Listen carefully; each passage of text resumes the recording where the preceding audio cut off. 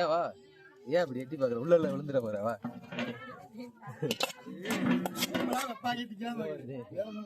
இப்போதே வந்திருக்கேன் இல்லாட்டி காலையிலே சமைக்கிறத.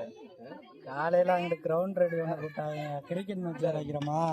இப்போ அடுத்த வாரத்தில் முடிச்சுக்கடா.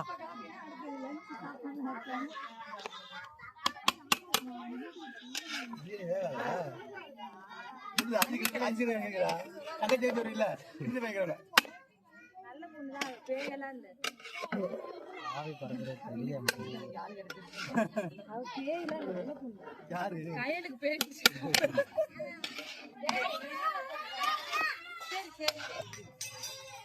அதில் நல்லா தெரியும். ஆ அது கேமரா